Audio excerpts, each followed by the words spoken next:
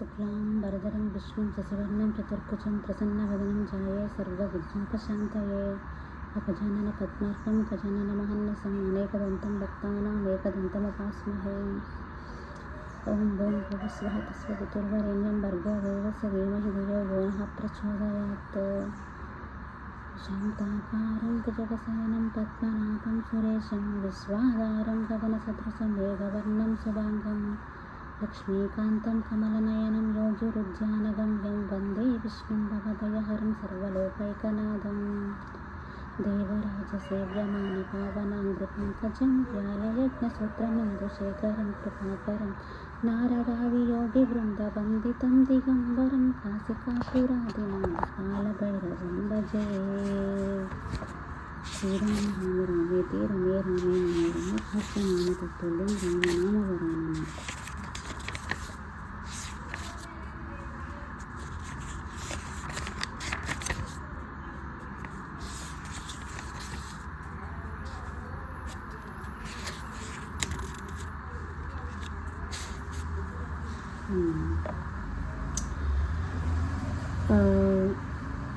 మూడవ అధ్యాయము కార్తీక మాస స్నాన మహిమ. కార్తీక పురాణంలో మూడవ రోజు పారాయణం చేస్తున్నాను. అది మూడవ అధ్యాయము. జనక మహారాజా, కార్తీక మాసమున ఏ ఒక్క చిన్న దానము చేసినను అది గొప్ప ప్రభావము గలదై వారికి సకలైశ్వర్యములు కలుగుటయే కాక మరణానంతరము వారు శివ సాన్నిధ్యము చేరుదురు కానీ కొంతమంది అస్థిరములైన భోగభాగ్యములు విడువలేక కార్తీక స్నానములు చేయక అవినీత పరులై భ్రష్టులై సంచరించి కడకు క్షుద్ర జన్మలు అనగా కోడి కుక్క పిల్లిగా జన్మిస్తారు.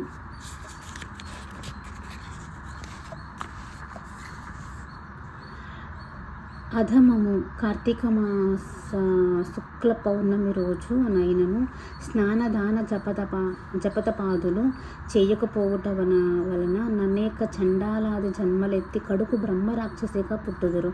దీనిని గురించి నాకు తెలిసిన ఇతిహాసం ఒకటి వినిపించదను. సపరివారముగా శ్రద్ధగా ఆలకించండి. బ్రహ్మరాక్షసులకు ముక్తి కలుగుట. ఈ భరతఖండ మండలి దక్షిణ ప్రాంతమున ఒకానొక గ్రామంలో మహావిద్వాంసుడు తపస్సాలి సత్యవాక్య పరిపాలకుడు అగు తత్వనిష్ఠుడను బ్రాహ్మణుడొకడుండెను. ఒకనాడు ఆ బ్రాహ్మణుడు తీర్థయాత్రాపకుడై అఖండ గోదావరికి బయలుదేరెను. ఆ తీర్థ సమీపమున ఒక వటవృక్షంబుపై భయంకరమైన ముఖములతోనూ దీర్ఘకేశములతోనూ బలిష్టంబులైన పొరలతోనూ నల్లని బాణపట్టలతోనూ చూచువారికి అతి భయంకరమైన రూపాలతోనూ ముగ్గురు బ్రహ్మరాక్షసులు నివసించుచు ఆ దారిన పోవు బాటసారులను బెదిరించి వారిని భక్షించుతూ ఆ ప్రాంతమంతయు భయకంపితము చేయుచుండిరి. తీర్థయాత్రికై బయలుదేరి అఖండ గోదావరి పుణ్యక్షేత్రమును పితృదేవతలకు పిండ ప్రదానము చేయుటకు వచ్చుచున్న విప్రుడు ఆ వృక్షము చెంతకు చేరుసరికి యథాప్రకారముగా బ్రహ్మరాక్షసులు క్రిందకు దిగి అతని చంపబోవు సమయమున బ్రాహ్మణుడు ఆ భయంకర రూపములను చూచి గజగజ వణుకుచు ఏమియూ తోచక నారాయణ స్తోత్రము బిగ్గరగా పఠించుచు ప్రభో అర్థత్రాణ పారాయణ అనాథ రక్షక ఆపదలోనున్న నారాయణ స్తోత్రం బిగ్గరగా చదువుతూ ప్రభు ఆర్తత్రాణ పారాయణ అనాథ రక్షక ఆపదలోనున్న గజేంద్రుణ్ణి నిండు సభలో అవమానాల పాలవుచున్న మహాసాధ్వి ద్రౌపదిని బాలుడగు ప్రహ్లాదుడిని రక్షించిన విధముగానే ఈ పిశాచముల బారి నుండి నన్ను రక్షించు తండ్రి అని వేడుకొనగా ఆ ప్రార్థనలు విన్న బ్రహ్మరాక్షసులు జ్ఞానోదయం కలిగి మహానుభావ, నీ నోటి నుండి వచ్చిన శ్రీమన్నారాయణ స్తుతి విని మాకు జ్ఞానోదయం అయినది, మమ్ము రక్షింపుడు అని ప్రాధేయపడిరి. వారి మాటలకు విప్రుడు ధైర్యం తెచ్చుకొని పోయి మీరెవరు, ఎందుకు మీకు ఈ రాక్షస రూపము కలిగింది, మీ వృత్తాంతము తెలుపుము అని పలుకగా వారు విప్రుపంగవ, మీరు పూజ్యులు ధర్మాత్ములు వ్రతనిష్ఠాపరులు, మీ దర్శన భాగ్యం వలన మాకు పూర్వజన్మమందలి కొంత జ్ఞానం కలిగినది, ఇక నుండి మీకు మా వలన ఏ ఆపద కలగదు అని అభయమిచ్చిరి. అందుకు బ్రహ్మరాక్షసుడు తమ వృత్తాంతమును ఈ విధంగా చెప్పసాగాను. వారి ద్రావిడ దేశం బ్రాహ్మణుడను నాది ద్రావిడ దేశం, బ్రాహ్మణుడను, నేను మహాపండితుడనని గర్వం గలవాడిన ఇంటిని. న్యాయ విచక్షణలు మాని పశువుల వలె ప్రవర్తించి తిని, బాటసారుల వద్ద, అమాయకపు గ్రామస్తుల వద్ద దౌర్జన్యంగా ధనం లాగుకొనుచు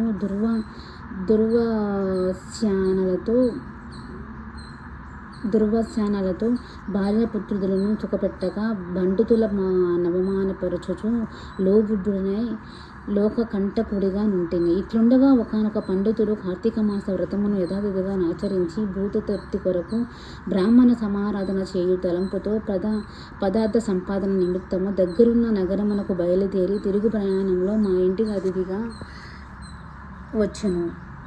వచ్చిన పండితును నేను దూషించి కొట్టి అతని వద్దనున్న ధనము వస్తువులు తీసుకుని ఇంటి నుండి గెంటివేశాను. అందులోకి ఆ విప్రునకు కోపం ఇచ్చి, ఓరి నీచుడా, అన్యాయక్రాంతముగా డబ్బు కూడబెట్టినది చాలక మంచి చెడలు తెలియక తోటి బ్రాహ్మణుడని కూడా ఆలోచించక కొట్టి తిట్టి వస్తు సామాగ్రిని దోచుకుంటివి గాన నీవు రాక్షసుడివై నరభక్షుడిగా నిర్మానుష ప్రదేశంలో ముందువు కాక అని శపించుటచే నాకు ఈ రాక్షస రూపం కలిగినది. బ్రహ్మాస్త్రమునైనా తప్పించుకోవచ్చు కానీ బ్రాహ్మణ శాపము తప్పించుకోలేము కదా. కాన నా అపరాధము క్షమింపమని వానిని ప్రార్థించి తిని. అందులో కాంతుడు దయతలచి పోయి, గోదావరి క్షేత్రమునందు ఒక వటవృక్షమును కలదు. నీ వందు నివసించుచు ఏ బ్రాహ్మణుడు కార్తీక పదమాచరించి పుణ్యఫలమును సంపాదించి ఉండును ఆ బ్రాహ్మణుడి వలన పునర్జన్మ ఉందువు కాక అని వదిలిపోయాను. ఆనాటి నుండి నీవు ఈ రాక్షసరూపమును నరభక్షణము చేయుచుంటివి కాన ఏవో విప్రవత్తమ, నన్ను నా కుటుంబ వారిని రక్షించుమని మొదటి రాక్షసుడు తమ వృత్తాంతమును చెప్పాను.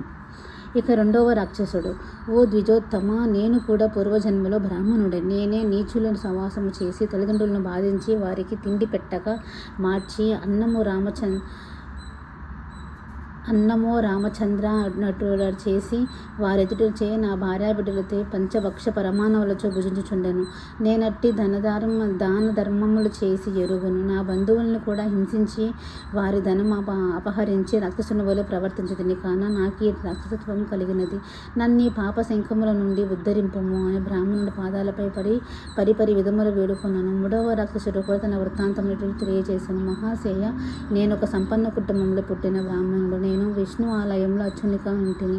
స్నానమైనను చెయ్యక కట్టుబట్టలతో దేవాలయంలో తిరుగుచుండెను. భగవంతునికి ధూపదీప నైవేద్యములను నర్పించక భక్తులు తెచ్చిన సంబరాలను నా ఉంపుడు గత్తెకు అందజేయుచు మధ్య మాంసములను సేవించుచు పాప కార్యములు చేసినందున నా మరణాంతరము ఈ రూపమును దర్శించి తిని. కావున నన్ను కూడా పాప విముక్తిని కావింపమని ప్రార్థించును. ఓ జనక మహారాజా, తపోశిష్టుడనగో ఈ విప్రుడు పిశాచములు దీనలాపము ఆలకించి, ఓ బ్రహ్మరాక్షసులారా, భయపడుకుడు. మీ పూర్వజన్మలో చేసిన ఘోర కృత్యము వల్ల మీకు ఈ రూపము కలిగినది. నా వెంట రెండు మీకు విముక్తిని కలిగిస్తాను అని వారిని ఓదార్చి తనతో తీసుకుని పోయి ఈ ముగ్గురి యాతన ముక్తికై సంకల్పము చెప్పుకొని తానే స్వయముగా గోదావరిలో స్నానమాచరించి స్నాన పుణ్యఫలమును ముగ్గురు బ్రహ్మరాక్షసులకు దారపోయగా వారి రాక్షస రూపములు పోయి దివ్య రూపములు ధరించి వైకుంఠమునకు వెళ్ళారు. కార్తీక మాసంలో గోదావరి స్నానమాచరించు హరిహరాదులు సంతృప్తి నుండి వారికి సకలైశ్వర్యములు ప్రసాదించురు. అందువలన ఎంత ప్రయత్నించిన వారైనా సరే కార్తీక స్నానమాచరించాలి. తృతీయాధ్యాయము 3వ రోజు పారాయణము సమాప్తము. ఓం నమః శివాయ.